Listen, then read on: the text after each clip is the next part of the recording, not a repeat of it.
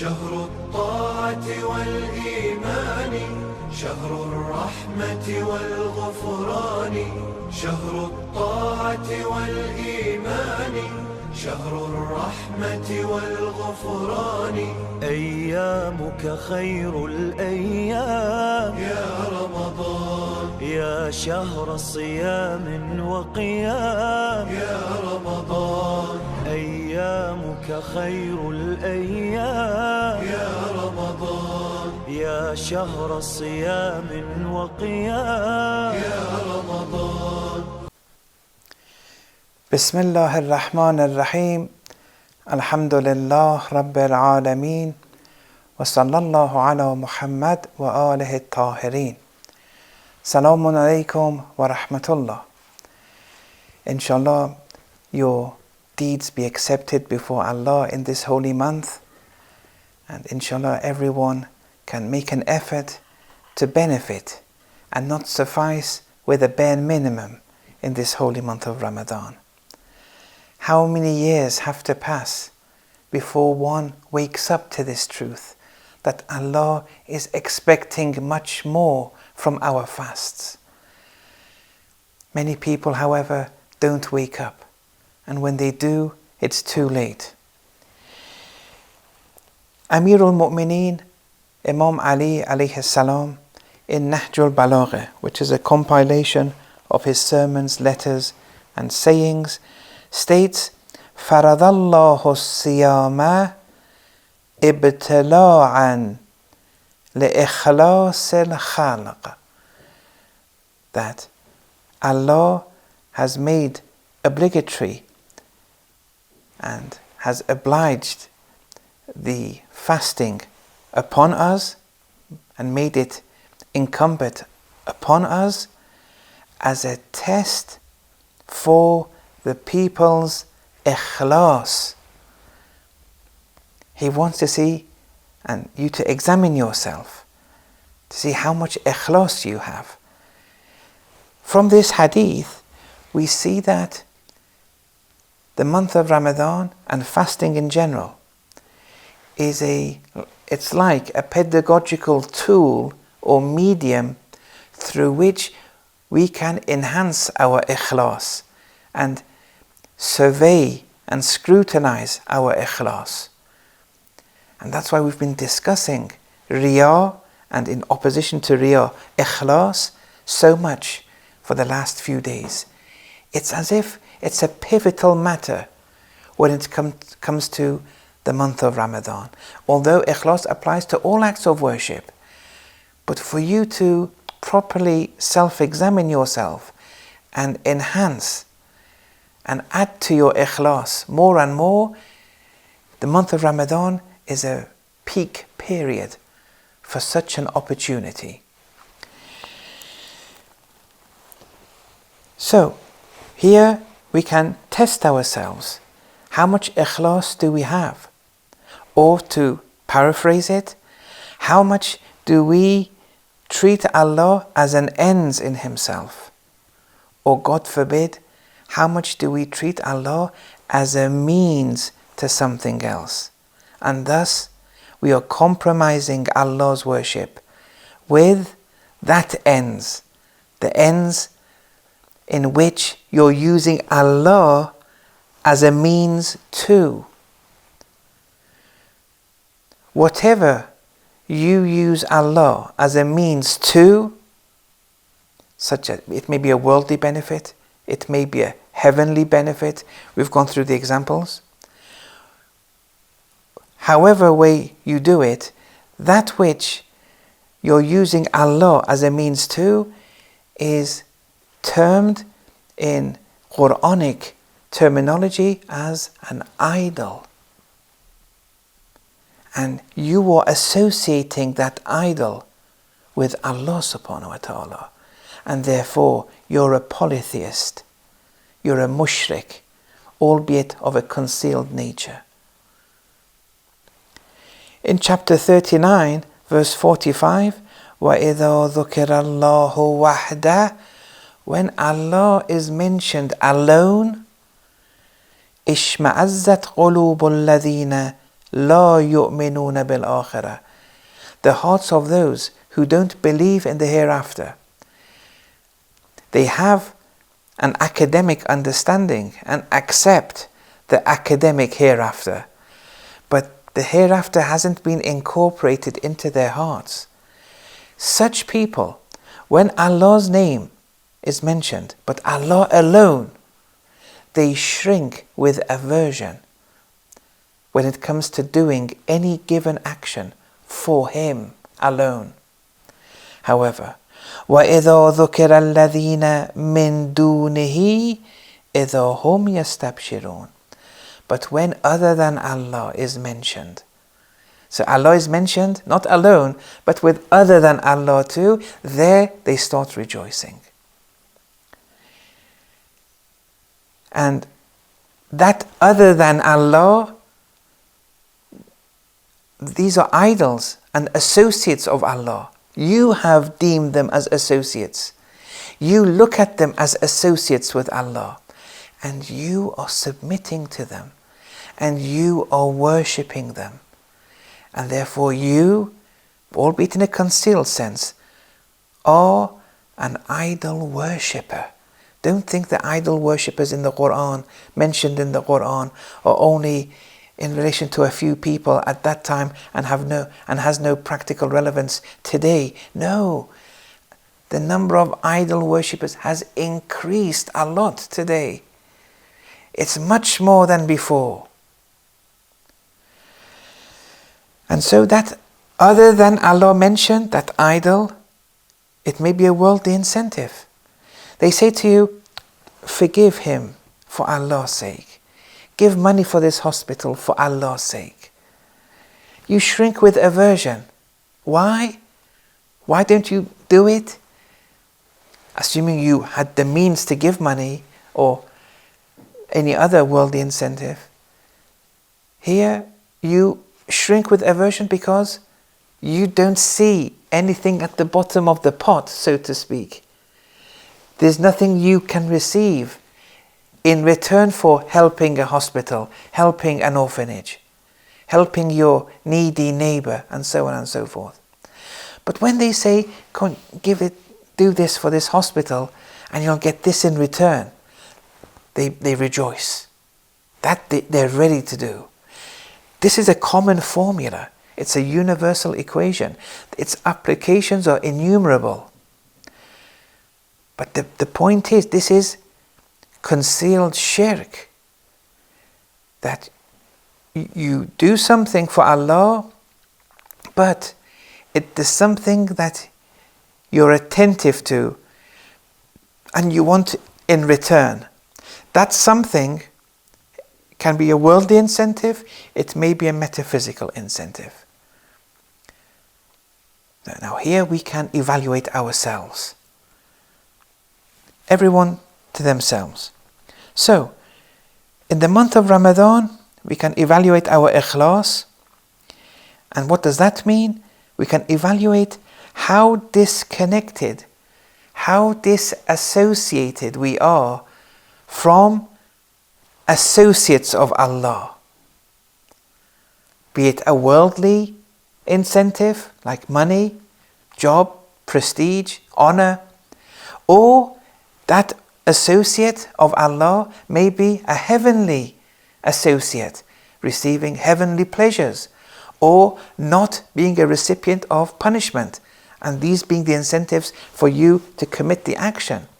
Ikhlas would be compromised here. How disassociated are you from these things?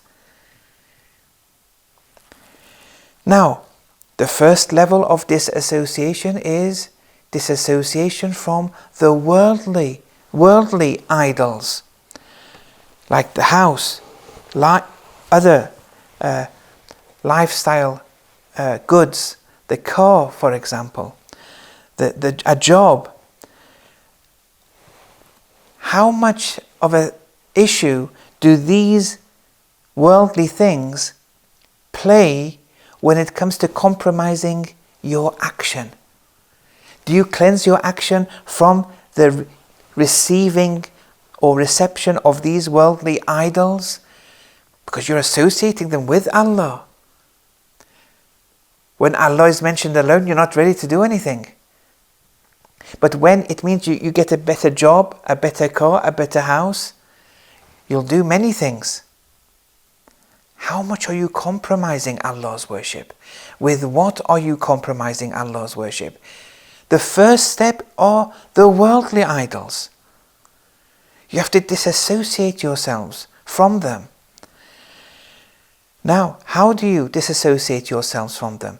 Well, level 1, the first thing is Tawheed. Your Tawheed. You have to learn Tawheed and then incorporate Tawheed. Learning Tawheed is a must for everyone. Unfortunately, our learning of Tawheed may be summarized in 2 sentences. Once upon a time, at a school many years ago, and then that's it. Tawheed has many layers. Tawheed has volumes and volumes that one can learn. But then you have to incorporate them.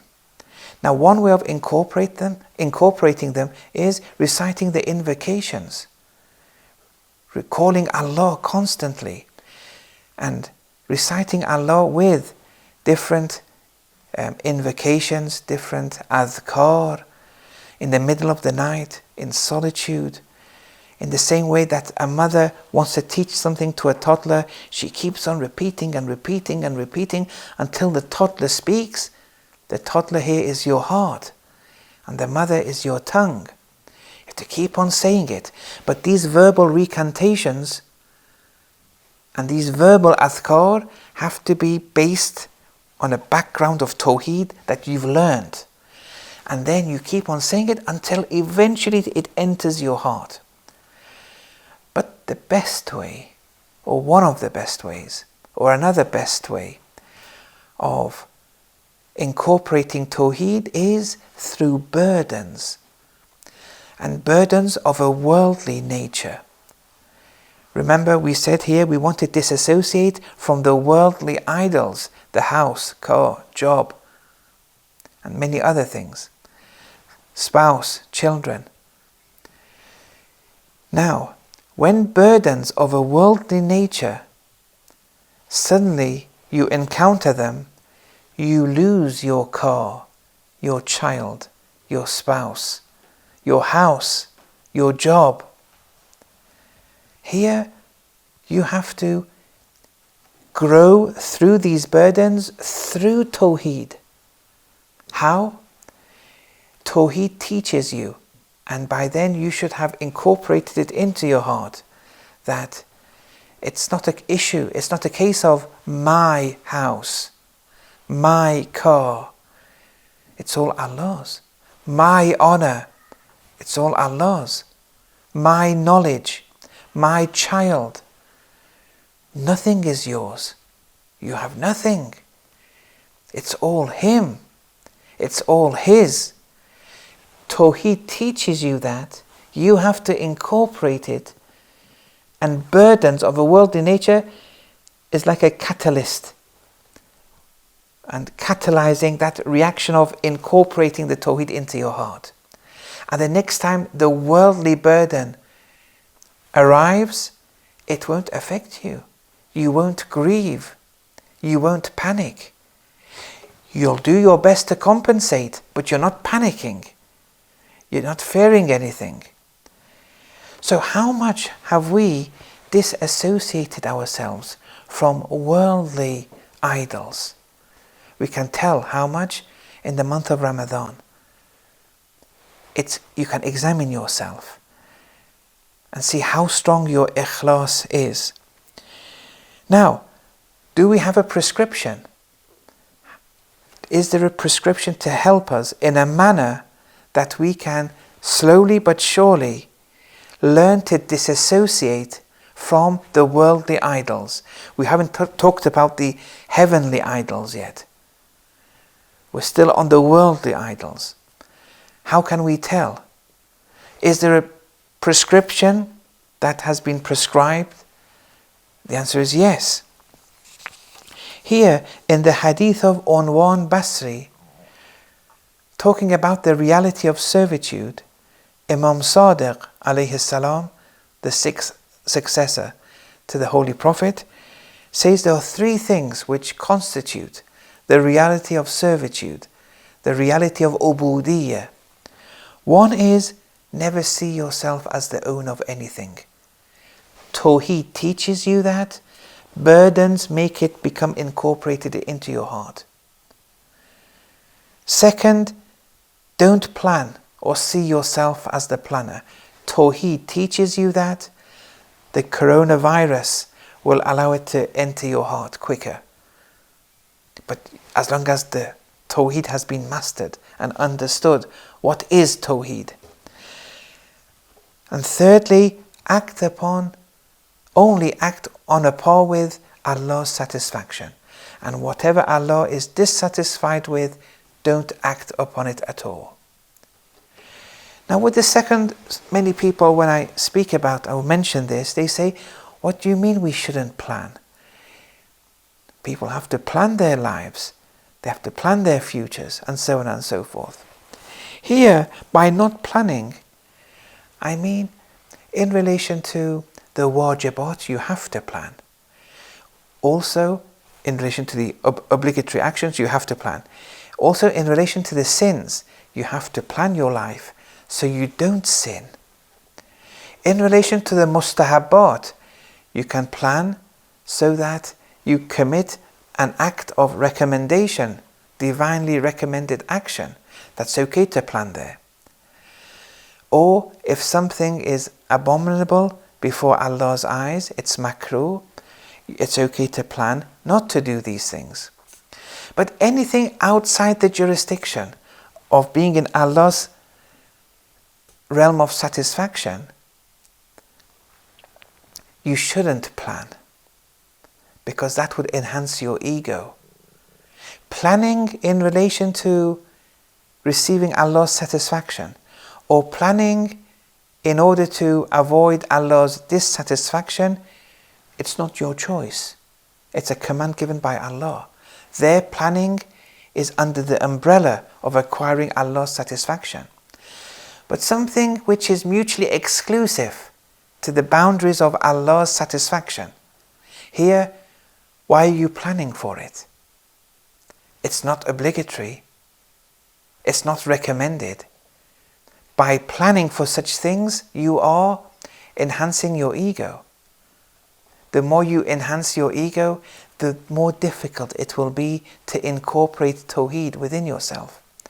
The more you succeed in eliminating your ego, the easier Allah's Tawheed will enter your heart. The heart can only be occupied with one thing. It's either Allah or other than Allah. Egoism fills the heart with other than Allah, and therefore the incorporation of Tawheed, it's going to be a struggle. However, the more the ego goes down, the more the ego diminishes, the more Allah will enter your heart. This is a cause and effect reality. The third constituent or ingredient to the reality of servitude given by Imam Sadiq alayhi salam was only act upon that which is on a par with Allah's satisfaction, be it Allah's satisfaction on a par with the Sharia or the Tariqah, on a par with the letter of the law, the do's and don'ts of the letter of the law, and the do's and don'ts of the spirit of the law. And anything in this boundary, if you plan for it, it's okay. Why? Because you're obeying Allah. It's not the ego working here. This is a command from Allah subhanahu wa ta'ala. But anything outside this boundary, it will enhance your ego. But as long as you stay within the boundary, then your egoism drops more and more, because you only do that which is on a par with Allah's commands. And you don't plan in things which are outside Allah's plans and jurisdiction of satisfaction or dissatisfaction. and you see yourself as the owner of nothing. If you commit yourself to this through Tawheed, by seeing yourself never as the owner, never planning, only Allah plans, and you maximally lower your ego and just do that which is on a par with Allah's satisfaction. Here you'll be growing more and more, and you'd be able to disassociate yourself more and more from the worldly idols. This is a very important prescription. Now, for this to be incorporated then in the hadith of Unwan Basri, there are 9 spiritual prescriptions, which I won't go here at this moment. Now, just to give one example, during the 8-year war imposed against Iran, how many martyrs were given in this revolution? To preserve a revolution based on Allah's values. How many people went and gave their lives, the most precious worldly commodity, this body, one's worldly life in this world. They were ready to sacrifice that for Allah. There were no worldly idols. Well, I have a job, I have a wife, I have a husband, I have a child, I have money, I have this, I have that. None of these worldly idols made them shift from reaching the goal. And they committed this action for Allah alone, without worldly idols being associated into the equation. These people were able to disassociate themselves from the worldly idols. Now this was only level 2 of ikhlas, but they had it. Do we have level 2? I don't. Even level 2, we are struggling. Because we want something in return, and that something in return is a worldly thing. These people wanted no worldly idol. And they went and gave everything, including their lives. One such martyr is called Mahdi Bakiri, Rahmatullah alayh. And he was an extraordinary figure. And he disassociated from all these worldly idols and went to the war front, ready to even give his life. Some people may deceive themselves and say, well, I'm occupied with this position, with this job. I have to do Islamic propagation. I have to teach at the university. We need teachers after all. We need missionaries after all. And they're not ready to give their lives. You see, many people would come to Imam Hussein alayhi salam and say that they joined the caravan to start off with, and Imam Hussein sent most of them back, and most of them went back.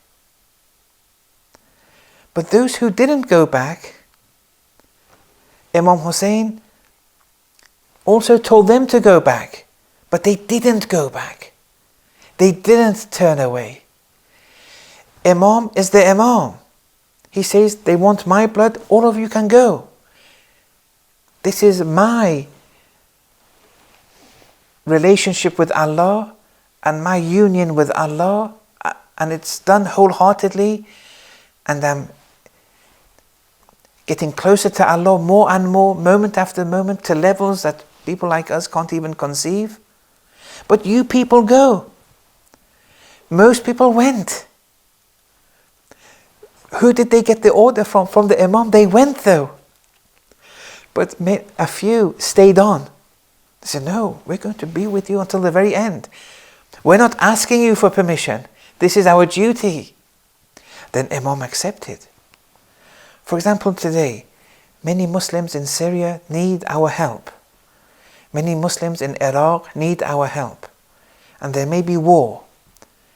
And then You have to go there. You have to contribute. Here, have you disassociated from the worldly idols? Some people may say, well, we wrote a letter to the wali of the Muslimin, Ayatollah Khamenei, Hafadahullah. We sent a letter to him, and he said, no, there's no need. You continue with your job, stay here. There's no need to go.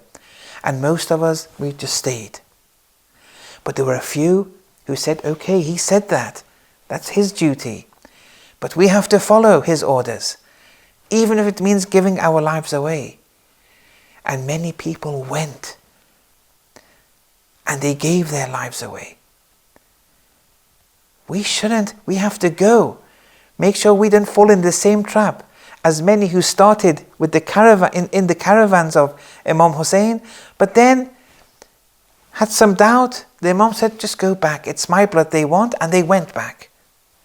Anyway, Mahdi Baqiri, an extraordinary figure. We have to learn more about these figures.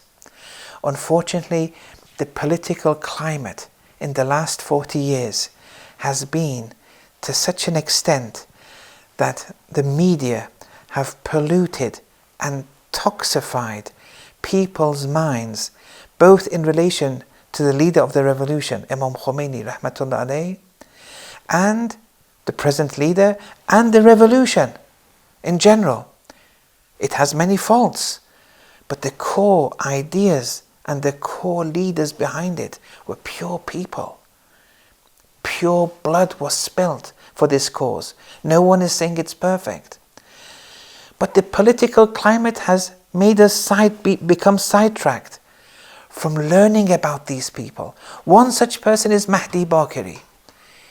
In the trenches, moments before becoming martyred, through his walkie-talkie in a dialogue with another soldier who later became martyred, he says that, "Oh Ahmad, if only you can see what I'm seeing."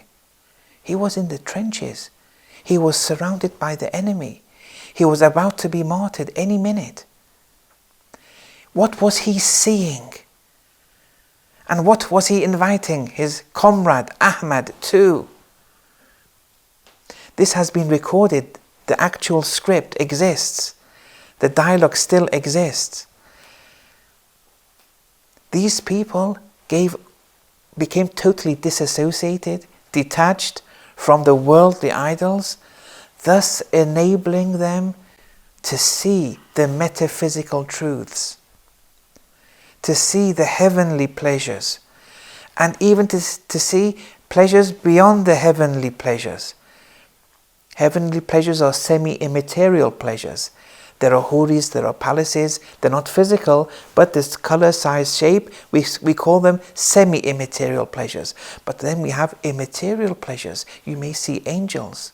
These are immaterial. There's no color, size, shape sometimes. What was he seeing?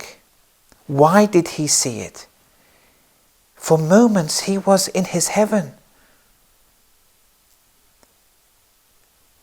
Also with Shahid Behishti, another martyr of the revolution. Moments before the parliament was exploded, the Iranian parliament was exploded, moments before, he was saying, "What is this odor? Do you sense this odor?" And there were about 80-90 people in the room, and they said, some of them couldn't, some of them did sense the odor. And then Shahid Behishti said, "Wallahi, this is the odor of heaven." It wasn't a physical odor. But again, these people were disassociated from the worldly idols. And whilst in this world they had access to the metaphysical realms, because once you detach from the physical realm, you transcend to more immaterial realms, such as the semi-immaterial realms and the immaterial realms. And these people were disassociated from the worldly idols. That's why they had such an access. We have that potential too. Now, if someone succeeds in becoming disassociated from the worldly idols and they can evaluate themselves to see what happens to them. Do they grieve or fear when they lose a worldly property or a worldly goods, and so on and so forth? With the likes of Baqiri and Shahid Beheshti, no, these people have passed the test. But we're struggling. But there are some people now who may experience the semi-immaterial heavenly pleasures whilst living in this world. With the eyes of their heart, they experience and see and benefit from the heavenly, semi-immaterial, metaphysical pleasures. And then their idols become something else. Do they become attentive to these pleasures, or do they continue to be oblivious to them, and they want Allah Himself, the creator, the generator of those heavenly pleasures? They want Him. They don't want to stop their journey by being preoccupied with the heavenly pleasures. One scholar was once given a prescription by his mentor. Then the mentor said, as you grow and detach from the worldly life, you're going to see heavenly houris. Be careful. Don't become attached to them. So this scholar, he experienced the prescription given by his mentor and then saw the houris. But then he disassociated from them to transcend to even higher realms. The houris became very disappointed. Then that student later said, I feel so guilty for having disappointed them, because he was of a very delicate nature. He was very kind-hearted, and it affected him until the end. Why did he upset these heavenly houris? But anyway, the point was, there are even idols in the heavenly realm. So most of us, we fail in relation to detaching from the worldly idols. But then we have idols of a higher nature. And that's going to be very difficult to detach ourselves from. Now, here, the more that we detach from the worldly idols, we're going to experience the sweetness of worshipping Allah, the sweetness of loving Allah subhanahu wa ta'ala. In one tradition, it states, إِذَا تَخَلَّى الْمُؤْمِنُ مِنَ الدُّنْيَا, if the mu'min rids himself from all worldly attributes, all worldly attachments, sama, they'll be elevated. وَوَجَدَ حَلَاوَةَ حُبِّ اللَّهِ, and they'll perceive the sweetness of the love of Allah. This sweetness has degrees, and they transcend degree after degree. But they don't become sidetracked. They want Allah subhanahu wa ta'ala, and they keep on journeying until they become annihilated in Him. Okay. Now, here, in relation to this, what we've just mentioned, when it comes to the question of why do we sin, what's the reason behind us sinning? To understand this, we have to first appreciate that in the external cosmos, we have physical realities, and here in the external cosmos, we have semi-immaterial realities, and also we have immaterial realities and other realms of existence too. Inside us also, not inside as in inside us, the physical us, but our souls are multi-dimensional.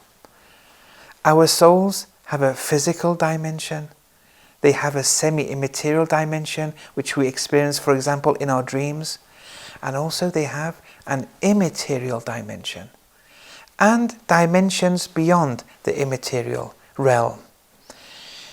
Now, in order for the soul to perceive realities of a physical nature, the soul uses its physical eyes or ears.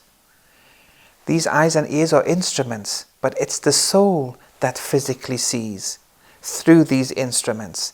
It's the soul, the immaterial soul, that physically hears through these instruments, and so on and so forth. In order to see the semi-immaterial realities of existence, here our semi-immaterial senses have to be able to see them, but they won't be able to see those if the heart is preoccupied with those worldly idols. Also, we have immaterial senses in order to be a recipient of the immaterial realities of the cosmos, such as angels and other realities. Now, the point is this, that in the same way that we consume physical food to develop our physical dimension of our souls, because the soul is one reality, but it's multidimensional. It has a physical dimension, it has an immaterial dimension, but it's one soul, it's one entity, and they're in unity with one another. But we consume physical food to build our physical bodies. We have to consume semi-immaterial food in order to build our semi-immaterial bodies.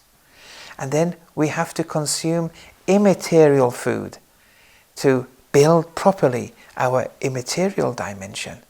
If we build our immaterial dimension or our semi-immaterial dimensions, we can then be a recipient of semi-immaterial or immaterial realities.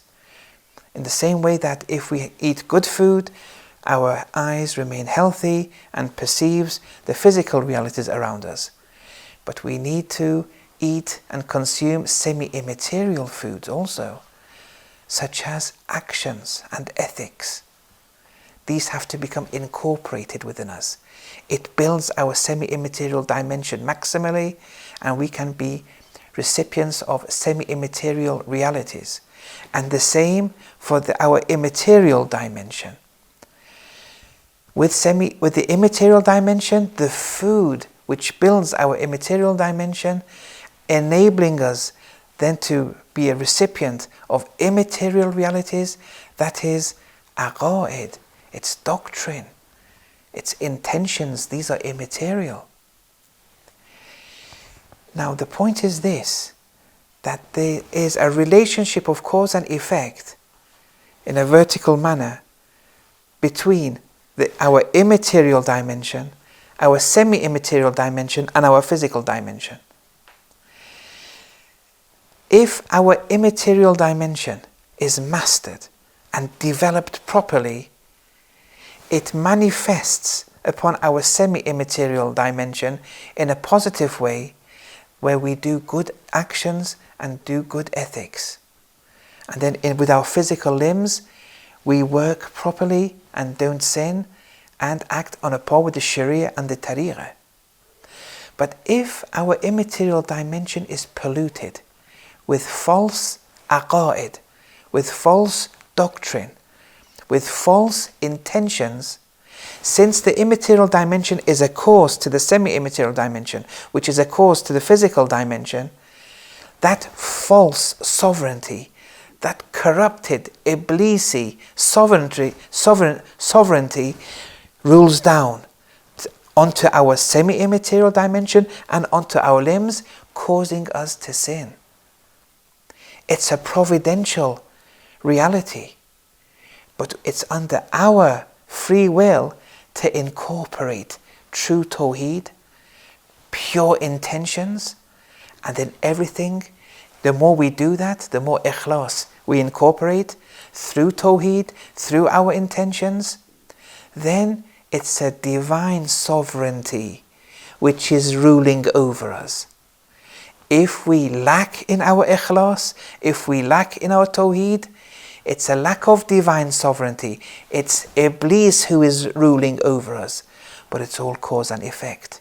It's all in our hands. Inshallah we'll continue. Wa sallallahu ala Muhammad wa ala tahirin.